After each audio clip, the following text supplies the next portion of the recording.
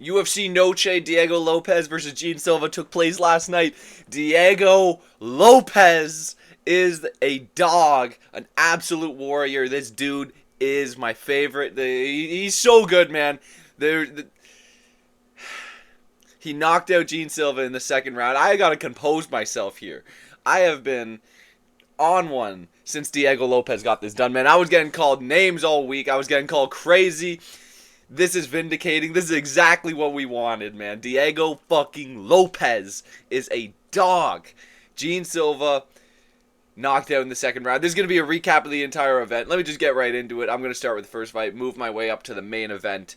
Let's get right into it. First fight of the night. What was it again? It was, oh my.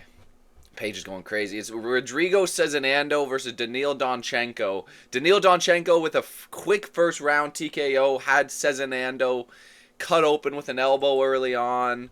Finishes him off pretty quickly. Cezinando tried to take down. Daniil got right back up to his feet and just battered Cezinando pretty much. Great win for Daniil Donchenko.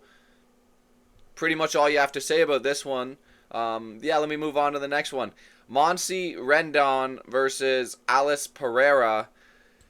I thought Alice Pereira was going to get this one done. I did. I guess she's 19, unproven in the promotion, but I did not think Monsi Rendon was that high of a caliber of a fighter that was going to dismantle Alice Pereira. But Alice Pereira kind of gassed out in this fight. She did good round one.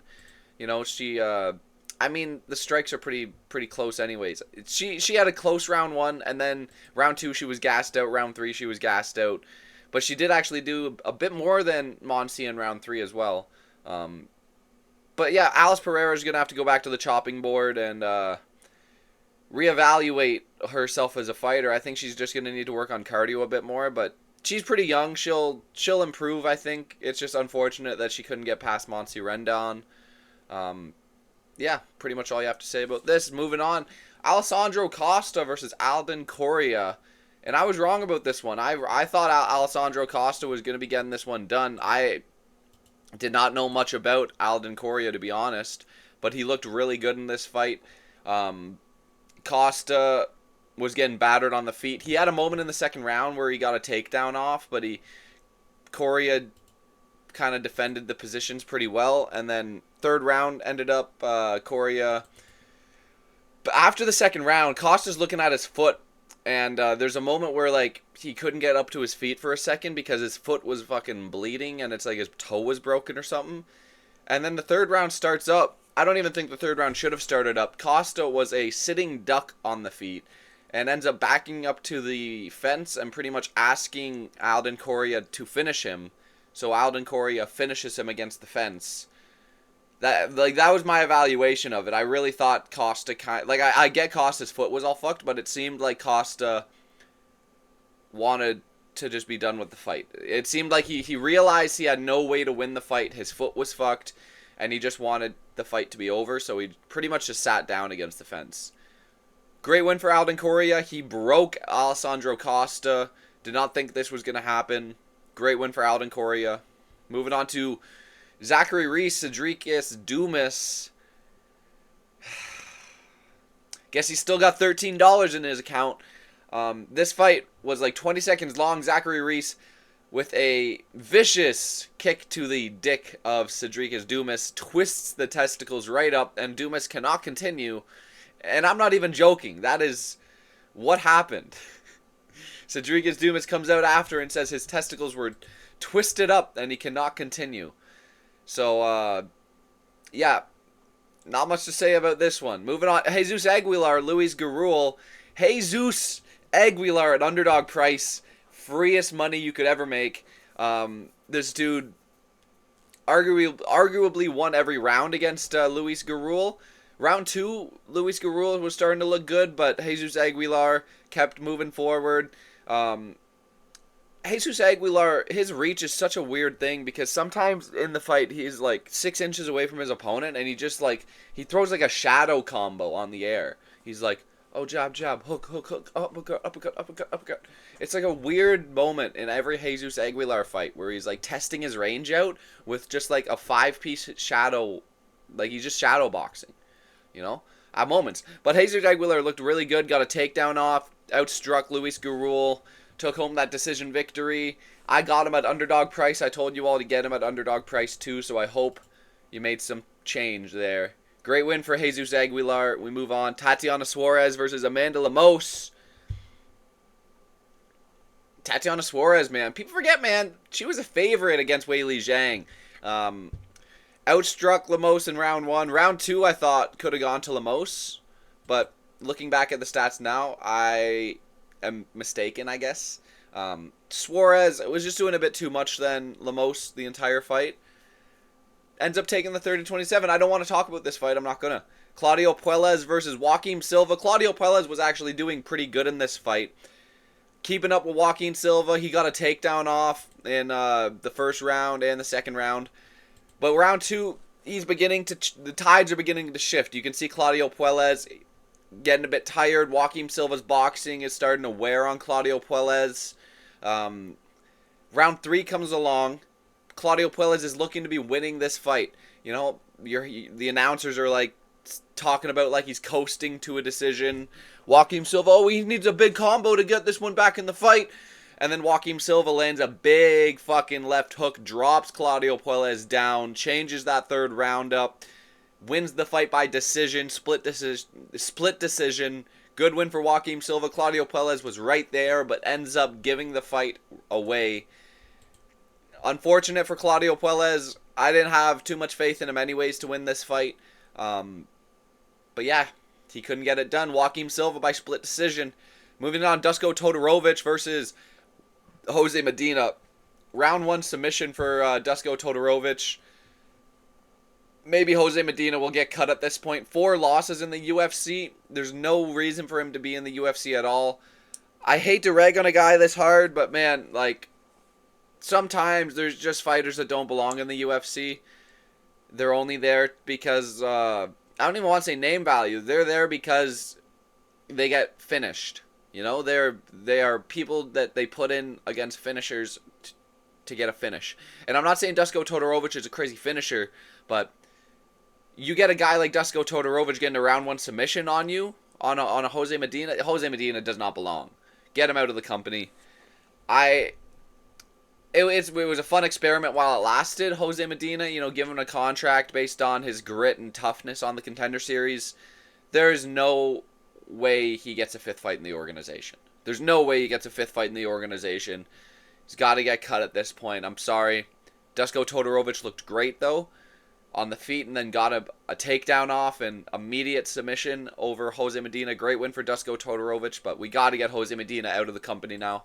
That's just how it works. We move on to Quang Lee versus Santiago Luna. Oh man, a round 1 finish for Santiago Luna. The fight starts up and Quang Lee looks to immediately rocks Santiago Luna with like a left hook. I think he lands a head kick too on Luna. And then Santiago bites down on his mouthpiece. I don't even remember what dropped Quang Lee, but he dropped Quang Lee closer to the end of the first, or halfway through the first round, and finishes him by TKO. This was a good win for him. I gotta lie. I can't lie. This is a good win for him. I thought Quang Lee was going to get it done. I did. Maybe I shouldn't have had faith in Quang Lee. You know, it is Quang Lee. He's lost to Long Zhao, and he really only beat Gaston Bolanos. But I thought that was a good win for him, and I thought he was gonna look better.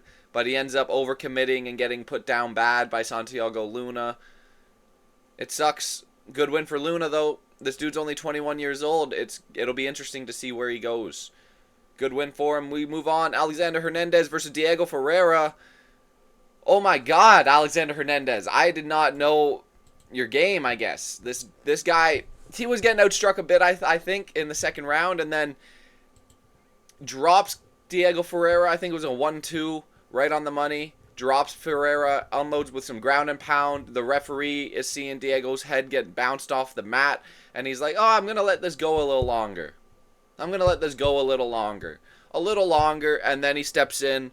Bad call by the ref for waiting that long, but good win for Alexander Hernandez.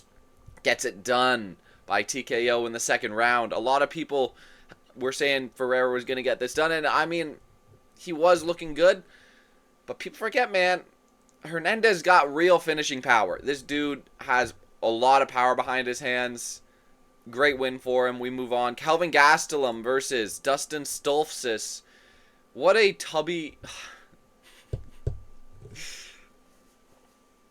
5 pounds overweight? 5 pounds overweight is crazy, Gastelum, I gotta say. Stolfsis, round 1 was looking pretty good, I gotta say. Round 2, he starts getting his head bopped back. There was moments where it looked like Gastelum was going to knock out Dustin Stolfsis on the feet. But didn't end up happening. Gastelum gets it done by decision. Honestly, why? How can Gastelum not make 185? I don't understand. Coming in 5 pounds overweight is absolutely egregious, insane. The fight still happened. Stolfsis said he would have fought Kevin Gastelum at heavyweight, so that's an interesting thing to include. I think Gastelum probably would have knocked him out at heavyweight, if I'm being honest. We move on. Jared Gordon versus Rafa Garcia, and I've heard something interesting about this fight. Apparently, Jared Gordon fought through a car crash. He had a car crash on Friday, says Bilal Muhammad, and he had to fight through it. He did not want to pull out of the card, so he fought through a car crash. And it seems like that's a bad move for Jared Gordon. People forget, man, this guy beat Paddy Pimblett, arguably. He's getting knocked out by Rafa Garcia? I don't know, man. I did not put any stock into Rafa before this fight. He got finished on the ground by Grant Dawson. Maybe I got to put some respect on his name, man. I really thought Jared Gordon was going to get this done. I could not have been more wrong, man. He gets knocked out in the 3rd round by Rafa Garcia. And he was arguably losing before that, too, is the craziest thing. He was arguably losing the fight before he got knocked out. It's not even like he overcommitted and got put down. He was losing the fight, and Rafa Garcia ends up getting a finish on him. Sad. We move on. David Martinez outboxes Rob Font to a 3-round decision win. Nobody thought this was going to happen. Rob Font did not look good on the feet. Was getting his head bopped. I think there was a moment closer to the end of the 3rd round where it looked like he almost got dropped too. What I want to talk about with this one, the crowd was so loud during the finishing sequences in this fight, the last 20 seconds. The referee did not hear the horn. They had to sound the horn twice for him. David Martinez unloading on Rob Font on the mat for like 5 extra seconds while they sound the horn twice. Interesting situation that was. There's a lot of fuckery on the ref's part tonight. David Martinez gets it done by decision, and we move on to what we all came here to see. Diego Lopes, Gene Silva. What a win by Diego Lopes. Round 1 might have been the best round I've ever seen, man. This dude gets a takedown on Gene Silva and just unloads with some vicious ground and pound. Silva's leaking already. Round 2 comes along, and listen, I've heard some weird sentiment about this fight. Like Gene Silva was lapping him. Like Gene Silva was fucking running it, like he was about to cross the finish line there. You know, Gene Silva's 100 meters ahead of Diego Lopes. That's not what this fight was, guys. Did you watch the fight? Gene Silva got 10-8'd in the first round. 10-8'd in the first round. Round 2 comes along. It became a fight. You know? That's the fight we came here to see in round 2. That's not Gene Silva on top of him. You know, that's not Gene Silva lapping Diego Lopes on the strikes. That's not what was happening. Gene Silva was doing good on the feet, sure. He was landing some shots. Do you think Diego Lopes didn't come to the octagon prepared to get hit? People are acting like Gene Silva's fucking absolutely battering Diego Lopes. Sorry, this ain't Diego Lopes, man. Diego Lopes was doing that to your boy in round 1. Listen, I heard a lot of shit this week, so I'm really going to relish in this victory. People were calling me crazy. Oh, you're so funny. You're so funny for thinking Diego wins by knockout. You're so funny thinking Diego wins this one. Who's laughing now, boy? Who's laughing now? Gene Silva overcommits, bum rushes in. This was what I was saying. Gene Silva is not an intelligent fighter. If he smells blood, he's going to throw everything at the wall.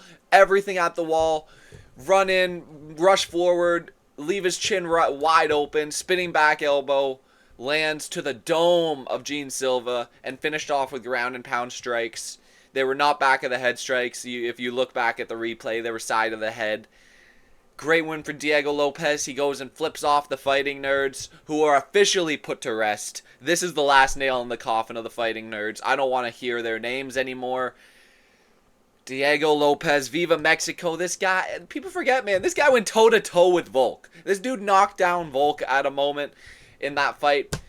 I don't want to hear shit like this guy's overrated. This guy,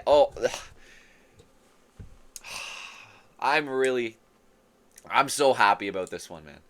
I have followed Diego since his first fight in the company. You know, that Mobzar fight, it opened my eyes. I saw him go toe-to-toe with Mobzar, and I'm like, yeah, this guy, he's going far in the division.